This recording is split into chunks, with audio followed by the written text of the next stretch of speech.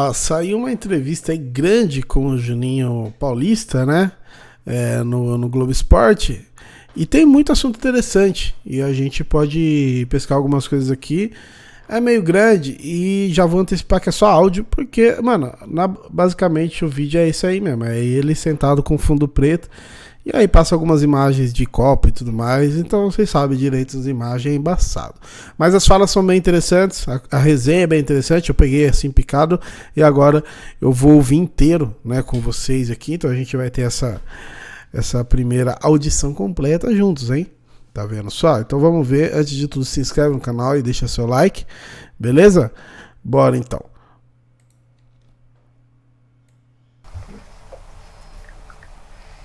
Meu nome é Oswaldo Giroldo. Bom, puta, falar o meu nome é Oswaldo. Um monte de gente não acredita. Vamos lá. Meu nome é Oswaldo Giroldo Júnior. Tenho 50 anos. Sou ex-atleta de futebol.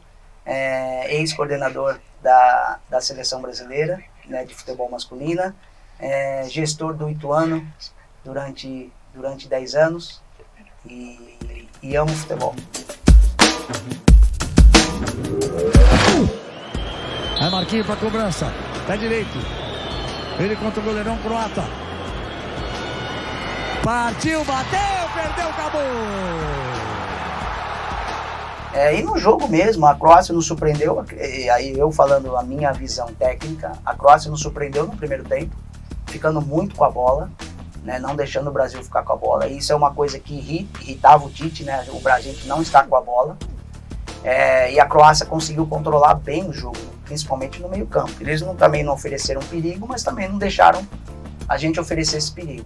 E no segundo tempo isso melhorou um pouco, né? E aí a gente chegou algumas vezes, antes de sair o gol do Neymar. Depois que saiu o gol do Neymar, aí surge um monte de situação. Fala, pô, deveria ter feito isso, deveria ter feito aquilo, mas, cara, assim...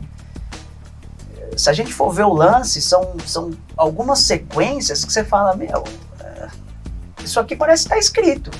Se a gente jogar contra a Croácia da maneira que nós jogamos, cara, provavelmente a gente vai ganhar, de 10 vai ganhar 9. Então, assim, fica essa chateação, né, de você sair dessa maneira. O som do apito que colocou o fim à era Tite na seleção brasileira. Foi como se ele estivesse diante de mais de 6 anos de trabalho, desmoronando em 2 minutos e 30 segundos. Tempo que levou para deixar o campo e dizer adeus sem consolar os jogadores. Acho que foi um dos piores momentos da vida dele, da carreira dele, né? Teve a questão da Bélgica, mas teve um ciclo inteiro, né? Então a confiança era muito grande nesse período. Então, assim, para ele ali, imagina, foi o que você falou, tudo caiu e cai em cima da cabeça dele, né? Sempre cai em cima da cabeça do treinador primeiro, essa eliminação. Então, e mesmo assim ele ficou ainda com o pessoal ali próximo, né? Ele aí não teve essa atitude de entrar em campo, tudo, mas ele é muito introspectivo, né? Então ele foi sofrer, cara, sozinho.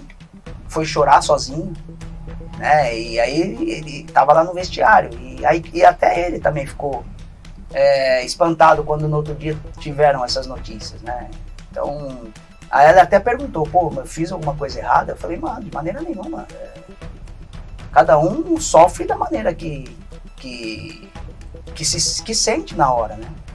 Na hora você não pensa nessa obrigação, na hora você quer viver o seu luto. Né? Então acho que com ele foi isso que aconteceu. Cara, assim, o resultado prejudicou muito, porque mesmo ainda lá fora tem pessoas que só olham essa questão, porque às vezes não conhecem muito o mercado, não conhecem muito esse processo. Então às vezes vai contratar um treinador e eles olham os resultados. Então, assim, é por isso que eu falo da importância do agente agora. O Tite precisa ser visto dessa maneira que ele é, né, para esses clubes europeus, porque ele tem capacidade de comandar qualquer clube na Europa, do tamanho de um Manchester City, do tamanho de um Real Madrid, né? Ele tem essa condição. Cara, o que pode atrapalhar? O idioma é uma coisa que pode atrapalhar, principalmente na Inglaterra. Rafinha ganhou, teve a chance, é agora, a chance, Vinícius, pé direito, bateu, gol!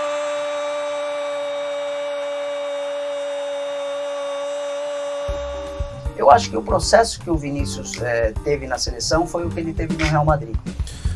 Entrar a falar do Vinícius Júnior agora, mas ali sobre o Tite que ele fala, acho que o Tite poderia realmente comandar algum time da Europa. E eu tenho a questão do idioma, mas assim, era para os técnicos brasileiros começar a repensar nisso, né? Já começou a crescer um pouquinho na carreira, já vai estudando ali espanhol, inglês, que é meio que o básico, né? Para poder já pensar no futuro aí, né? Se tiver condições, tiver oportunidade de comandar o time fora do país, vai de boa. O trabalho vai ser a limitação. Se o seu trabalho é bom ou não. Agora, às vezes seu trampo é bom, só que você não sabe falar o idioma, aí foda, né? Pensando numa parada tão globalizada que é o futebol, acho que precisa já pensar um pouquinho à frente. Ele foi ganhando a confiança aos poucos. No Real Madrid também. Então, no Real Madrid ele sofreu muito no início dele. Não estava bem, não jogava do jeito que ele estava jogando, ou do jeito que ele joga hoje. E ele sofreu muito esse processo, essa confiança, né? Então, às vezes, fazia um jogo bom, aí fazia um jogo ruim.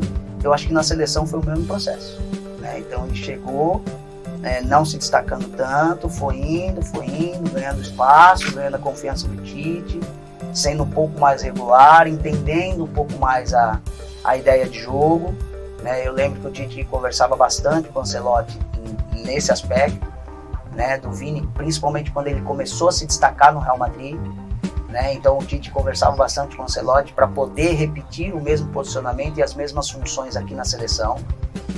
Então eu acredito que esse processo tenha sido bem parecido com o que foi no Real Madrid. Os laterais na equipe brasileira, que na medida que se tem pontas, tu não tem lateral que vai trabalhar na ponta. Tu não vai ter lateral ofensivo, tu vai ter lateral construtor. E a qualidade técnica individual que o Dani Alves empresta nesse quesito é impressionante. Agora vai estar um assunto delicado, hein? Daniel Alves. Vamos falar ali do Vinícius Júnior, né? Que ele acabou de comentar. Mano, maior queimada de língua que eu, Erlan, dei na vida. O que eu falei, que eu chamava de Neguebinha Júnior, ficava tirando. Depois dele, eu nunca mais ironizo ninguém, nunca mais. E eu acho que ele, Gabriel Jesus, agora o Ender, que é a prova de que brasileiro odeia brasileiro. Isso eu tinha em mim, eu já cortei.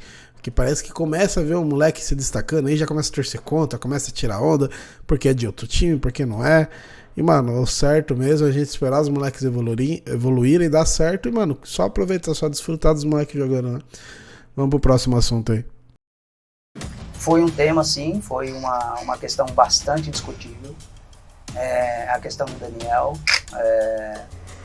A princípio, né, teve, acho que as primeiras viagens, o Fábio e o Gui assustaram com a performance do Daniel no início dele no México.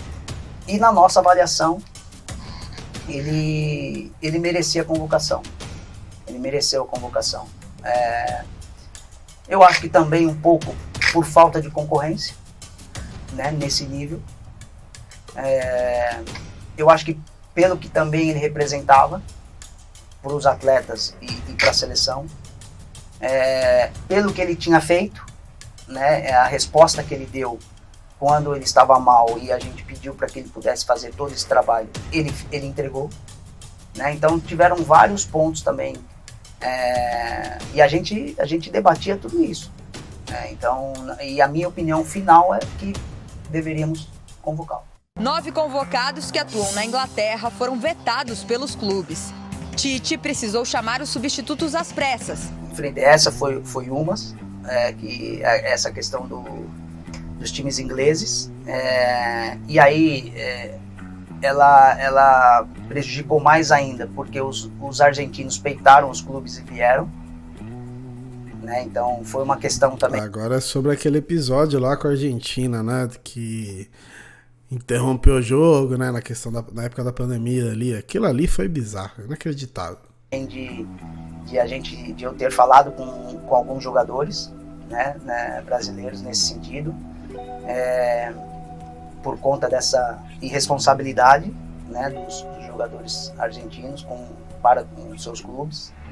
Normalidade que durou exatos 4 minutos e 50 segundos. Vamos acompanhar a partir daí.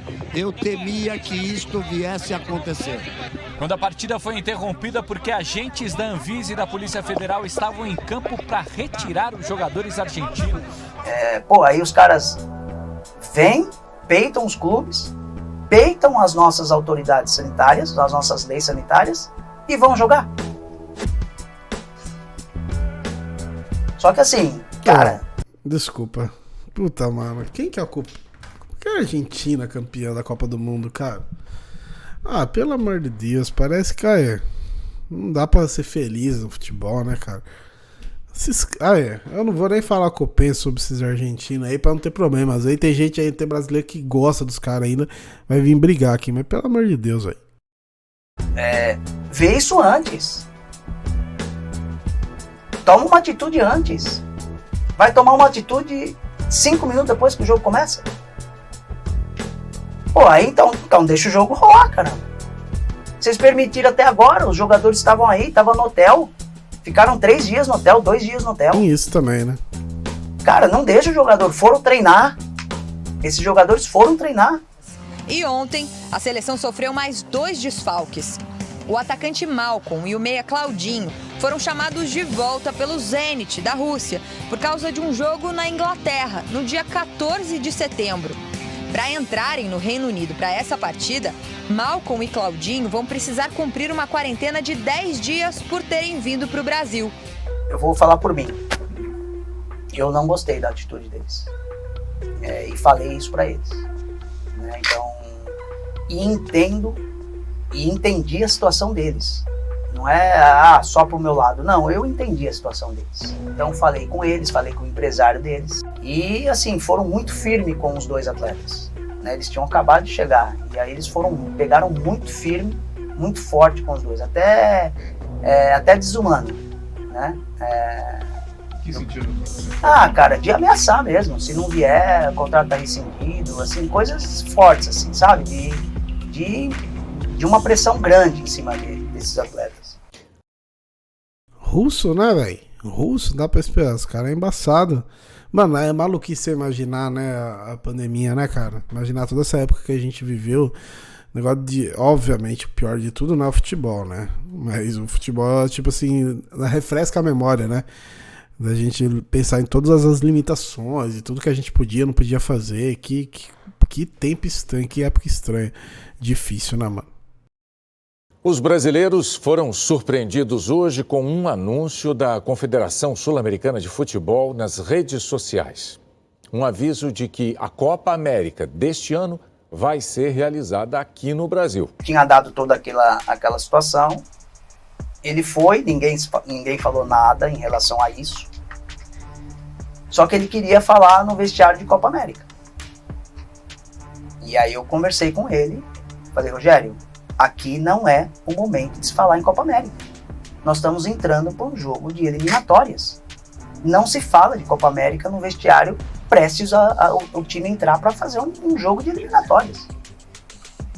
O vestiário da seleção brasileira, unindo jogadores e comissão técnica, está assim em rota de colisão com o presidente da CBF, Rogério Caboclo, que é esperado aqui em Porto Alegre nas próximas horas, e o dirigente terá que ter argumentos muito fortes para fazer com que os jogadores e a comissão técnica mudem de ideia em relação à Copa América. Ele fez o discurso, né, ele conversou com os jogadores no vestiário antes de eles entrarem em campo, mas não se falou em Copa América. Inclusive estava o Cafu junto com ele, que seria o embaixador, né, foi o embaixador da Copa América aqui no Brasil. E o Cafu também, né, ajudou nessa minha opinião, né. E o Cafu também concordou, falou, Rogério, não se fala nada em outra competição quando você vai jogar um jogo importante. Então teve essa questão. E aí depois o discurso do Rogério foi totalmente em prol do jogo que a gente ia disputar. desejada, mas nem sempre confortável a cadeira de técnico da seleção. Pelo menos até o dia 5 de julho do ano que vem, ela vai ser ocupada por Fernando Diniz, enquanto o italiano Carlo Ancelotti, o preferido da CBF, não é oficializado. Não é fácil, não é fácil.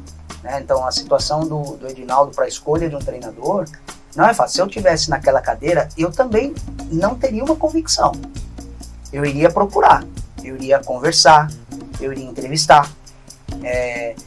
Então, assim, para ter essa convicção, eu iria ter num certo momento, mas se você falar hoje, eu não teria essa convicção. Então, assim, tem que conversar, tem que ver, qual é a proposta, né, o que eu espero da seleção brasileira.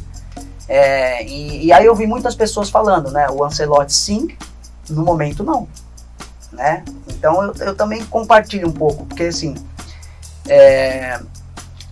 se fosse perguntar a minha opinião, qual é a primeira opção? Treinadores brasileiros. Essa seria a minha primeira opção.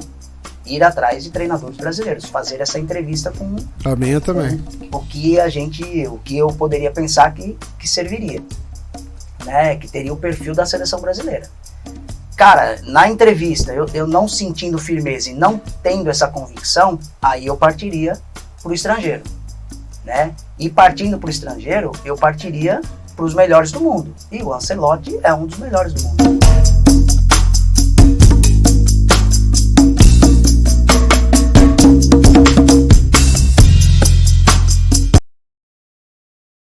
É isso. Foi basicamente um podcast aqui que vocês ouviram comigo, né, sobre seleção brasileira no geral aí, né, quis trazer aqui pra vocês, achei um conteúdo interessante, então quis trazer pra vocês aqui, né, algumas conversas, mas pra quem gosta aí de futebol no geral, né, às vezes a gente fala, obviamente que o foco do canal aqui é o Palmeiras, mas também às vezes é legal trazer coisas de fora aí, né, e o Juninho é um cara que fala bem, né, que pelo menos nesse vídeo aqui mandou bem, né? Realmente abriu o coração aí. Beleza? Comenta aí, se inscreve no canal, deixa seu like, tamo junto.